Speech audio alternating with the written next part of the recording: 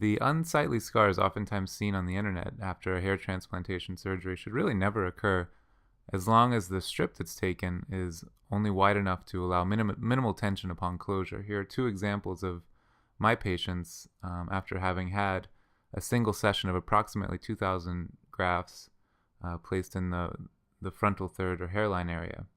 As you can see, they can wear their hair relatively short, only a few millimeters, and still not have any scar be visible.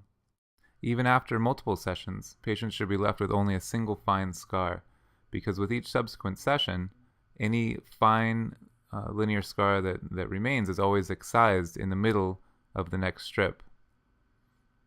This is a patient that's returned for a subsequent session. You can see that the strip is always taken from the densest part of the donor area. When we thin from the nape of the neck upwards and downwards from the crown. So there's an area where the density is greater and also the caliber of the hair is greater, and it persists throughout a patient's lifetime. This is called the safe donor area, studied by Dr. Walter Unger in the early 90s, where he studied 328 patients over the age of 65 to determine the dimensions where the most permanent hair is likely to be present throughout a patient's lifetime. The scalp laxity is assessed at many points along the length of the proposed strip because laxity varies from area to area.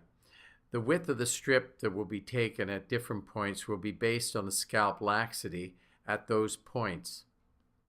The strip is being excised. Any blood vessels that have been bleeding more than average have been cauterized, and I am just finishing the suturing of the wound.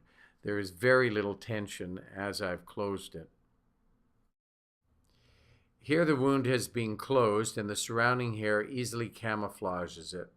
The sutures are usually removed after 8 to 10 days.